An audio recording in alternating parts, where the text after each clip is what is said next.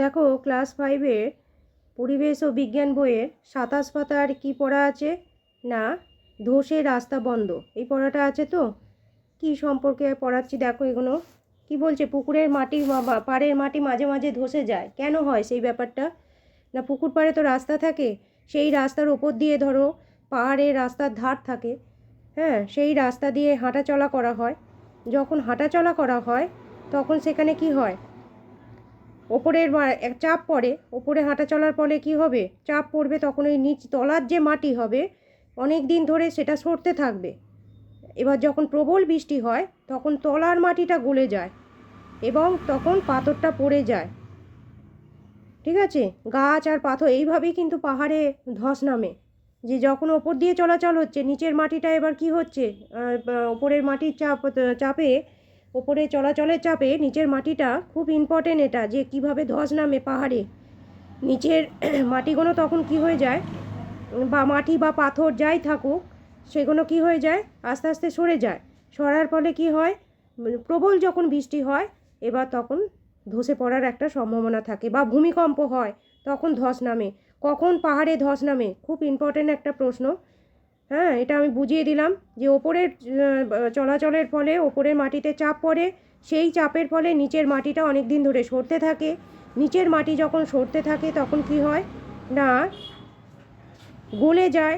প্রবল বৃষ্টিতে তখন নিচের মাটিটা গলে যায় এবং গলে যাওয়ার ফলে সেখানে কি হয়, হঠাৎ করে কোনো ভূমিকম্প বা প্রবল বৃষ্টিতে তখন পাহাড়ে ধস নামে, পাথরগুলো পড়ে যায় এবং তখন গাছ আর পাথর শুদ্ধ উবড়ে পড়ে পাহাড়ে ধস নামে, এবং ভূমিকম্প হলেও পাহাড়ে ধস নামে। এই কারণগুলো আন্ডারলাইন করে ইম্পর্টেন্ট দিয়ে বুঝিয়ে দিলাম। ঠিক আছে, এবার দেখো নেক্সট পড়ায় কি আছে, নেক্সট পড়ায়।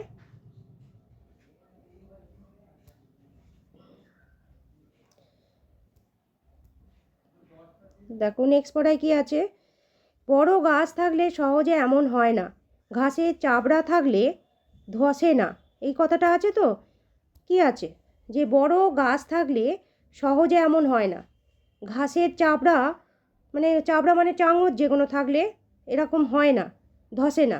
হ্যাঁ, এটা অবশ্যই ঠিক। বড় গাছের শিকড়গুলো কি হয়, মাটির অনেক গভীরে যায়, হ্যাঁ, মাটির অনেক গভীরে আটকে থাকে, তখন গাছ ধস নামার সম্ভাবনা কমে যায়। এছাড়া যদি চাঙর মানে ঘাসের মোটা মোটা ঘাসের চাঙর ওখানে থাকে, তাহলে কি করে, মাটিটাকে পাথরগুলোকে বাঁধন রেখে দেয়, আটকে রেখে দেয়। ঠিক আছে, হ্যাঁ, তাহলে এইগুলো লাগাতে হবে, বড় গাছ লাগাতে হবে, ঘাসের প্রচুর ঘাসের চাবড়া মানে ঘাসের প্রচুর ঘাস জমি করতে হবে। ঠিক আছে, তার ফলে এই ধস নামা থেকে আটকানো যাবে। এছাড়া পুকুর পাড়ে যে ঝড় বৃষ্টি হয় তখন কি হয়ে যায়, যে পুকুর পাড়ের যে ঘাসগুলো আছে ওই একই নিয়ম, বহুদিন ধরে কি হচ্ছে, নিচেকার মাটিতে গলতে থাকে। হ্যাঁ, জলের প্রভাবে অনেক দিন ধরে চাপের ফলে সেগুলো বৃষ্টির ফলে কোনো গলতে থাকে, তখন হঠাৎ করে গাছটা উপড়ে পড়ে মাটি শুদ্ধ পুকুর পাড়ে ধস নামে। ঠিক আছে, ঠিক পাহাড়েও ঠিক ওইরকম হয়।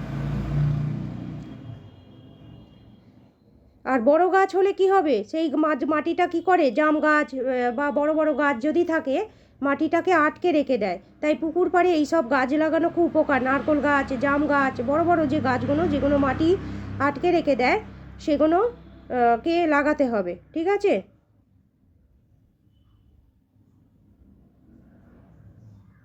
এখানে বলছে মাটি সরে যাওয়াকে কি বলে, ভূমিক্ষয় বলে। অবশ্যই এটা ইম্পর্টেন্ট প্রশ্ন, যে মাটি সরে যাওয়াকে কি বলে, ভূমিকম্প বলে, এই ভূমিক্ষয় বলে। সরি, ভূমিক্ষয় কাকে বলে না, মাটি অল্প অল্প করে মাটি সরে যাওয়াকে ভূমিক্ষয় বলা হয়।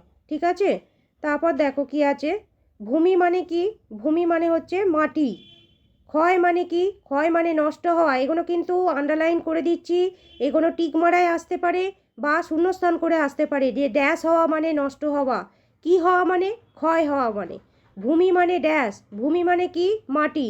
আমি আলোচনা করছি আমি কিভাবে কি আসতে পারে শূন্যস্থান করে, এগুলোও আমি বলে দিচ্ছি, এগুলো কিন্তু তোমরা নোট করবে। আচ্ছা, তারপরে দেখো কি আছে,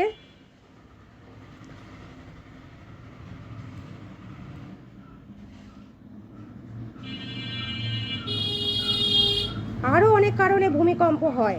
কি হয়? মানে ভূমিক্ষয় হয়, আমি বারবার ভূমিকম্প বলছি, সরি, এটা ভূমিক্ষয় হবে।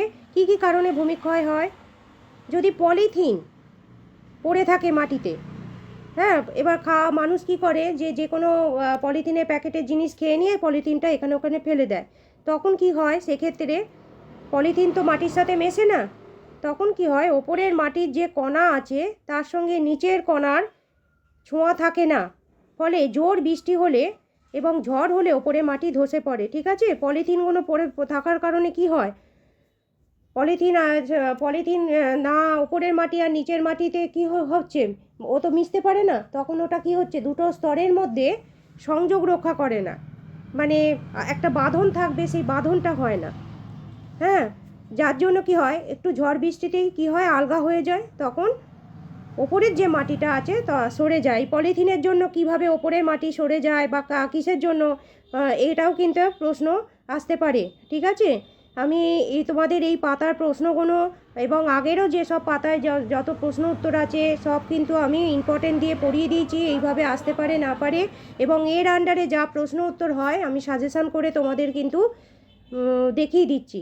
ঠিক আছে, আচ্ছা, সেই জন্য পাহাড়ে পলিথিন আর প্লাস্টিকে, পাহাড় কেন, যে কোনো জায়গায় পলিথিন, প্লাস্টিকের কাপ, ওষুধের মোড়ক, এগুলো যেখানে সেখানে ফেলা যাবে না। একটা নির্দিষ্ট জায়গায় ডাস্টবিনে ফেলতে হবে, তাই তো, ফেলা যাবে না।